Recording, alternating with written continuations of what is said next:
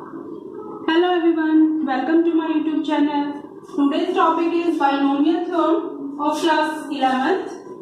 Now let's start the chapter. And binomial theorem पढ़ने से पहले एक बार सबसे पहले binomial word क्या होता है इसके बारे में जान लेते हैं. Binomial means binomial यानी bi मतलब दो, यानी जिस भी कोई भी algebraic expression जिसमें two terms होती है उसको हम कहेंगे binomial. This is binomial expression. ठीक है. अब बाइनोमियल थ्योरम की हमें क्यों नीड हुई, यानी क्यों हमें बाइनोमियल थ्योरम की जरूरत पड़ी, तो इसके लिए एक बार देख लेते हैं. जब भी अब ये हमारे पास एक बाइनोमियल एक्सप्रेशन है, अगर इस पे पावर जीरो हो तो किसी की भी पावर जीरो होगी तो ऑब्वियसली वन होता है. ठीक है. उसके बाद अगर इसकी पावर वन हो गया तो ये हो गया. ठीक है. अगर हमारे पास इसकी पावर आ गई टू यानी स्क्वायर हो गया तो ये हमारे पास a प्लस बी का स्क्वायर बन गया. इसको भी हम एक्सपेंड करके लिख सकते हैं. ठीक है. x प्लस वाई यानी क्यूब आ गया. इसका भी हमें फॉर्मूला पता है, हमने याद कर रखा है, तो हम इसको भी अपना एक्सपेंड करके लिख सकते हैं इजीली. सपोज हमारे पास आ गया है 4 पावर. ठीक है. इसको भी हम सॉल्व कर सकते हैं. इसको हम 2 में डिवाइड कर सकते हैं, 3 में कर सकते हैं. इसको हम ऐसे सॉल्व कर सकते हैं. मल्टीप्लाई में पावर ऐड हो जाती है तो यही आ जाएगा. या हम इसको ऐसे ही कर सकते हैं. सॉरी. ठीक है. तो ये तो हो गई हमारी पावर जब छोटी पावर हमारी होती है. ठीक है. तो हम इजीली अपने सॉल्व कर सकते हैं. अब अगर हमारे पास पावर आ जाए सपोज 16, इसको हम कैसे एक्सपेंड करेंगे. अगर हमें इसको एक्सपेंड करके लिखना हो, कोई भी एक्सप्रेशन हमें दिया गया, बाइनोमियल एक्सप्रेशन हमें दिया गया है, उसको हमें एक्सपेंड करके लिखना है और उसकी पावर जो है वो ज्यादा है, बड़ी है, तो हम उसको कैसे एक्सपेंड करके लिखेंगे. बाइनोमियल थ्योरम का ही यूज कीजिए. ठीक है. यानी by the using of binomial theorem हम किसी भी बाइनोमियल एक्सप्रेशन को जिसकी पावर हमारी ज्यादा होती है, ठीक है, तो यानी बाइनोमियल एक्सप्रेशन को हम इजीली एक्सपेंड करके लिख सकते हैं. This is the use of main use of binomial theorem. ठीक है. Now let's start the topics. Binomial theorem जो चैप्टर है उसमें कौन कौन से टॉपिक आएंगे, कौन कौन से टॉपिक हम कवर करेंगे वो देख लेते हैं. छोटा सा चैप्टर है ये, तो एक बार हम देख लेते हैं कि कौन से इसमें टॉपिक्स हैं. नाउ लेट्स सी कौन कौन से टॉपिक्स हम इस चैप्टर में कवर करेंगे, कौन कौन से टॉपिक्स हैं इसमें. फर्स्ट है एक्सपेंड, यानी एक्सपेंड करके हमें लिखना है. कोई भी बाइनोमियल एक्सप्रेशन हमें गिवन होगा and bye using binomial theorem उसको हमें एक्सपेंड करके लिखना है. सेकंड इज कोफिशिएंट, कोफिशिएंट निकालना हम देखेंगे. Third is general term, general term हमें निकालनी है. And fourth one is middle term. ठीक है. यही टॉपिक्स हैं जो हमारे इस चैप्टर में है, जो हमें कवर करनी है. तो let's start one by one. Now first है एक्सपेंड करना. एक्सपेंड करना हम देखेंगे एंड पहले हम एक बार देख लेते हैं कि let n be any positive integer then x plus Y raise to the power n. ठीक है. ये हमारा बाइनोमियल एक्सप्रेशन हो गया. इसको हमें एक्सपेंड करके लिखना है तो हम इस तरीके से लिखेंगे nc0 xn plus nc1 xn-1 y plus nc2 xn-2 y2 plus nc3 xn-3 y3. ठीक है. अब प्लस अप टू ncn, जब तक हमारी जो पावर है वही नहीं आ जाती ncn, और जब x में से हम n-n करेंगे तो हमारा जीरो आ गया, x raise to the power 0, this is 1, तो यहाँ पर हमारा आ जाएगा yn. जब तक हमारा ये एक्सप्रेशन नहीं होता हम तब तक इसको एक्सपेंड करेंगे. ठीक है. This is the expanding form of the binomial expression. इस फॉर्मूले को हम यूज करेंगे. नाउ एक क्वेश्चन देख लेते हैं. एक्सरसाइज नंबर 8.1 का फर्स्ट क्वेश्चन ही देख रही हूँ. तो 1 - 2x raise to the power 5. ठीक है. इसको हमें बाइनोमियल थ्योरम एक्सपेंड करके लिखना है तो किस तरीके से हम इसको कर सकते हैं, दिस इज NC0, ठीक है, तो n कितना हमारा 5, यानी 5C0 plus 5C1 minus 2x, ठीक है, plus 5C2 minus 2x raise to the power 2 plus 5C3 minus 2x raise to the power 3 plus 5C4 minus 2x raise to the power 4 plus 5C5 minus 2x raise to the power 5। Clear है? अब हमारे पास a जो था यानी x जो था हमारे पास 1 है और y जो है वो माइनस 2x है, ठीक है, तो x जो है x की जगह पे हमने 1 रखा तो जो भी हमारा आएगा तो 1 की पावर मान लीजिए 5 आ गया तो 1 ही रहेगा, ठीक है, तो उसको हमने नहीं लिखा है। तो बाय यूजिंग दिस थ्योरम या बाय यूजिंग दिस एक्सप्रेशन हमने इसको अपना एक्सपेंड करके लिखा। अब इसको सॉल्व करके हम कैसे लिखेंगे, NCN या NCR, ठीक है, NCR को हमने अपने कम्प्यूटेशन कॉम्बिनेशन हमने चैप्टर किया था, उसमें हमने कॉम्बिनेशन जो किया था उसमें हमने बताया था कि कैसे हम इसको एक्सपेंड करके लिख सकते हैं, कैसे हम इस फॉर्मूले को खोलते हैं, एक बार मैं बता देती हूँ। NCR जब होता है तो n factorial upon r factorial और n माइनस r फैक्टोरियल, ठीक है, ये हमने किया था। उसी तरीके से अब हम इसको सॉल्व करके लिखते जाएंगे। नाउ NC0 यानी 5C0 इसको हमने सॉल्व किया, this is 1 plus 5 minus 2x plus 10 minus 2x square plus 10 minus 2x raise to the power 3 and plus 5 minus 2x raise to the power 4 plus minus 2x raise to the power 5, ठीक है, इसको हमने solve किया 1 minus 10x plus 40x square minus 80x cube plus 80x raise to the power 4 minus 32x raise to the power 5। This is our answer.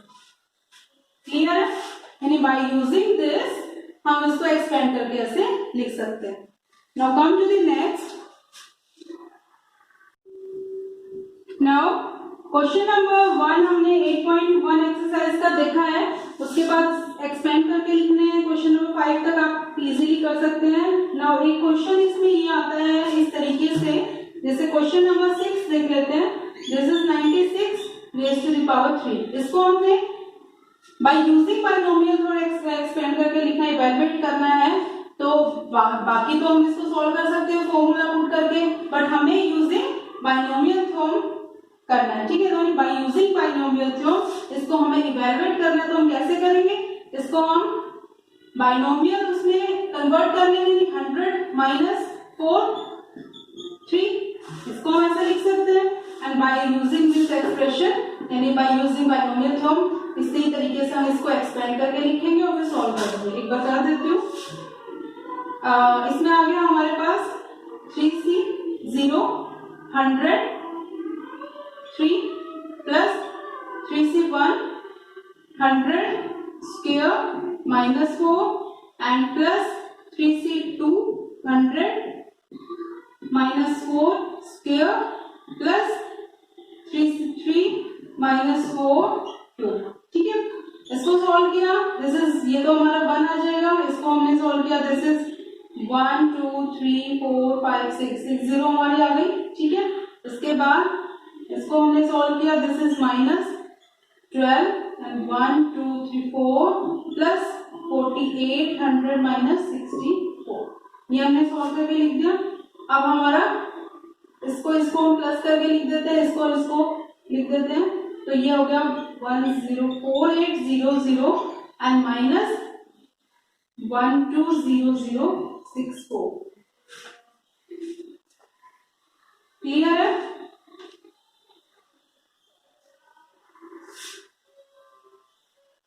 तो इसको आगे solve कर देंगे हम, इसका हमने आंसर निकाला, दिस इज 884736। क्लियर है? This is our answer. इसी तरीके से हम अपने एक्सपेंड करके लिख सकते हैं। सपोज हमारे पास आ गया 101 रेज टू द पावर 9, तो इसी तरीके से हम इसको 100 प्लस 1 9, ठीक है, इसी तरीके से हम इसको सॉल्व कर सकते हैं. Now come to the next topic. Now the next topic is general term. Let n be any positive integer, then the general term of the expansion of x plus y raised to the power n is denoted by, general term को हम किससे denote करेंगे? This is t r plus 1, ठीक है. इसके लिए हमारे पास क्या फॉर्मूला बनेगा? NCR x n minus r y r, ठीक है.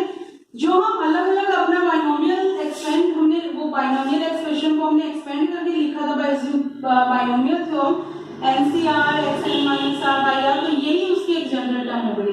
अब जनरल टर्म निकालने के लिए हम क्या करेंगे? क्वेश्चन देख लेते हैं पहले, उससे हम क्लियरली समझ लेंगे कि कैसे हम इसको यूज करेंगे.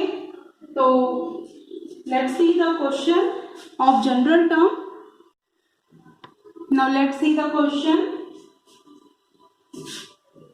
Suppose x square minus y raised to the power 6. This is the question. इसमें हमें जनरल टर्म लिखनी है, तो इसके लिए हम क्या करेंगे? t r plus 1 is equal to NCR, ये हमने देख लिया, तो n कितना है? This is 6, 26 CR, x कितना है? x square यानी n minus r यानी 6 minus r हो गया. y कितना है? minus y और r यानी r लिखते हैं, ठीक है. इसको हमें आगे लिखना, कैसे लिखेंगे? यानी ये माइनस का है, आगे आ जाएगा -1, ठीक है, raise to the power r और 6 CR x 12 मल्टीप्लाई कर दिया हमने एंड 2r और y raise to the power r. This is the general term, ठीक है. अब आगे आता है हमारा, अब नेक्स्ट क्वेश्चन है हमारे पास. जैसे इसमें हमें एक पर्टिकुलर टर्म दे दी है, find the fourth term in the expansion of इतना, यानी अगर हमें कोई पर्टिकुलर टर्म दे दी गई, इसको हमें फाइंड आउट करना है. Fourth term, seventh term, eighth term, जो भी हमें गिवन है, तो हम किस तरीके से उसको निकालेंगे एक बार देख लेते हैं. क्वेश्चन है x minus 2y raise to the power 12. इसमें हमें फोर्थ टर्म निकालनी है, ठीक है. तो इसको हम पहले जनरल टर्म के फॉर्मूले में लिखेंगे पहले, तो यानी क्या हो जाएगा? t r plus 1 is equal to यानी 12 यानी NCR x 12 minus r, ठीक है, and minus 2y r. Clear है? नेक्स्ट इसमें हम क्या लिखेंगे? इसको सॉल्व करके लिखेंगे -1 raise to the power r 12 CR 2r into x 12 minus r and y, ठीक है. अब हमें दिया गया है फोर्थ टर्म हमें निकालनी है, तो ये जो r plus 1 होता है, r plus 1 हमारा 4 है टोटल, तो r की वैल्यू कितनी हो गई? दिस इज 3, ठीक है. जो हम इसमें r की वैल्यू पुट करेंगे वो हम पुट करेंगे 3, ठीक है, बिकॉज जो फोर्थ टर्म दी गई है वो ये टोटल है r plus 1 is equal to 4 है, ठीक है. तो r की वैल्यू हमारी कितनी आ गई? 3. तो हम इसमें r की वैल्यू कितनी पुट करेंगे? 3. तो this is putting r is equal to 3. इसमें हमने 3 पुट किया, तो हमारे पास कितना आ गया? -1 raise to the power 3 12 c 3 2 3 into x 12 minus 3 और y 3. इसको हमें सॉल्व करना है, ठीक है. तो दिस इज -12 c 3 हो गया, ठीक है, and now into 8 x 9 y 3. इसको सॉल्व करेंगे. This is -220 into 8 x raise to the power 9 y raise to the power 3. इसको हम सॉल्व करके लिख देंगे. This is -1760 x 9 y 3. This is our answer. इसमें हमें क्या याद रखना है? बस कि जनरल टर्म का हम फॉर्मूला पुट करेंगे पहले, उसके बाद जो टर्म हमें गिवन है, जो भी हमें फाइंड आउट करना है, फोर्थ है, 6 टर्म है, 7 टर्म है, जो भी हमें फाइंड आउट करना है, वो ये r plus 1 टोटल होता है. r plus 1 is equal to this term जो हमें निकालनी है, उसके बाद r की वैल्यू हमारी आ जाएगी, r की वैल्यू हम इसमें पुट करेंगे. This is our answer. Now next है कोफिशिएंट. देख लेते हैं कोफिशिएंट कैसे लिखना है हमें. Now next is coefficient find out करना है, find the coefficient of x5 in x plus 3 raise to the power 8। ठीक है, इसमें हमें x5 का हमें कोफिशिएंट फाइंड आउट करना है, तो इसके लिए हम क्या करेंगे, जनरल टर्म लिखेंगे t r plus 1, this is यानी 8c r x 8 minus r and y r। ठीक है, अब हमारे पास इसमें क्या आ गया कि x की पावर कितनी है 8 माइनस r, और यहाँ पर x की पावर कितनी है 5 है, तो इसमें हम r की वैल्यू इससे हमारी फाइंड आउट हो जाएगी, तो यानी 8 minus r is equal to 5। ठीक है, तो r की वैल्यू हमारे पास कितनी हो गई, दिस इज 8 माइनस 5, तो हमारे पास आ गई 3, यानी r की वैल्यू हमारे पास आ गई है 3। तो पुटिंग r इन दिस, तो हमारे पास कितना आ गया t r प्लस यानी 3 plus 1 this is 4 and 8c3 x5 and 3 raise to the power 3। ठीक है, तो इसमें हमारे पास कितना आ गया, x5 आ गया, तो कोफिशिएंट ऑफ x5 इज कितना आ गया हमारे पास coefficient, this is 8c3 3 raise to the power 3। इसको हम सॉल्व करके लिखेंगे, दिस इज 1512। ठीक है, तो यानी x5 का कोफिशिएंट हमारा कितना आ गया, this is the coefficient. Clear है? Now come to the middle term. Middle term कैसे निकालते हैं वो देख लेते हैं। Now let's start the middle term.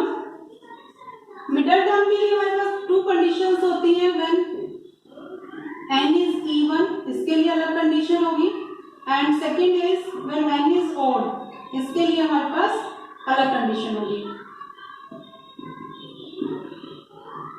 ठीक है, नाउ फर्स्ट देख लेते हैं व्हेन n इज इवन। अगर n इवन है तो इसके लिए हमारे पास क्या होगा middle term, this is n upon 2 plus 1 term.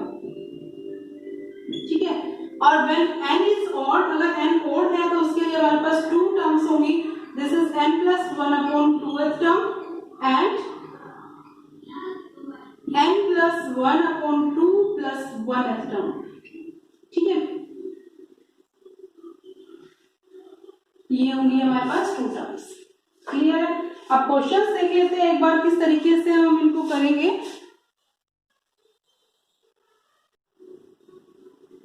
Now let's see the question. Find the middle terms in the expansion of, this is the expansion 2x minus x square upon 6 raised to the power 9। ठीक है, इसके लिए हमें middle term निकालनी है, तो एक बार मैं यहाँ पर दोबारा से लिख देती हूँ। अगर हमारे पास n जो है वो इवन है और n अगर ओड है, दोनों का एक क्वेश्चन हम करके देखेंगे। n अगर ओड है और n इवन है तो इसके लिए क्या कंडीशन होगी, इवन के लिए हमारे पास था n upon 2 plus 1th term. ठीक है, और ओड के लिए हमारे पास क्या होगी n plus 1 upon 2th term and n plus 1 upon 2 plus 1th term. ठीक है, अब n इसमें क्या है हमारे पास 9 है, दिस इज ओड। ठीक है, तो हमारे पास जो nth टर्म होगी वो कितनी होगी, दिस इज। ठीक है, तो एक बार क्वेश्चन करके देख लेते हैं किस तरीके से हम इसमें करेंगे। सो द मिडल टर्म्स क्या होंगी, यानी n plus 1 upon 2th term, और दूसरी क्या होगी हमारे पास, यानी दिस इज कितना आ गया, ये हमारा ये तो हो गया 10 अपॉन 2 यानी 5th टर्म हो गई।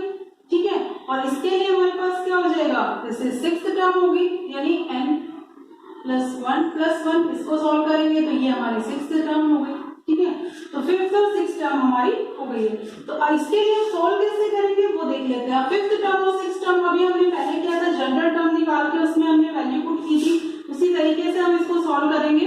तो जनरल टर्म इसके लिए क्या हो जाएगी, इस एक्सपेंशन के लिए, this is t r plus 1 is equal to ncr यानी 9cr 2x। ठीक है, एंड 9 माइनस r, और ये हमारा हो गया माइनस x स्क्वायर अपॉन 6 और r। ठीक है, यानी r कितना हो गया, दिस इज। क्लियर है? अब इसमें हमें वैल्यू पुट करनी है। वैल्यू पुट क्या क्या करेंगे, एक तो वैल्यू हमारी हो जाएगी इससे t r प्लस 1, ये r प्लस 1 हमारा है, एक तो 5, तो यानी r की वैल्यू 4 हो गई। एक हमारे पास r+1 जो है वो 6 है, तो r की वैल्यू 5 हो गई। ठीक है, ये क्योंकि टोटल r+1 की वैल्यू होती है, इससे r की वैल्यू एक कम हो जाएगी, तो यानी 5 है तो 4 हो जाएगी, 6 है तो 5 हो जाएगी। ठीक है, तो putting r is equal to 4 and 5। ठीक है, अब इसके लिए हमारे पास क्या हो जाएगा, T5 is equal to NC4 2x 9 minus 4 minus x square upon 6 4। ठीक है, आर की वैल्यू, ये जो हमारा फर्स्ट ये इक्वेशन है, इसमें हमने वैल्यू पुट की तो ये आ गया। ठीक है, इसको अब हम सॉल्व कर देंगे आगे। सॉल्व करने के बाद जो हमारा टर्म आएगी वो हमारा T5 हो जाएगा। ठीक है, एक बार करके दिखा देती हूँ। दिस इज 9 NC4 को हम सॉल्व कर देंगे एंड इसमें हमारा आंसर आ जाएगा, पूरा करके दिखा देती हूँ, 9 into 8 into 7 into 6 upon 4 into 3 into 2 into 1 is equal into, इसको सॉल्व किया, this is 32x5 into x8 upon 1296, इसको सॉल्व किया। ठीक है, तो इसको हमने सॉल्व करने के बाद हमारा आ गया 28 upon 9 x raise to the power 13। ये तो हो गया हमारा T5। इसी तरीके से हम अपना T6 निकालेंगे।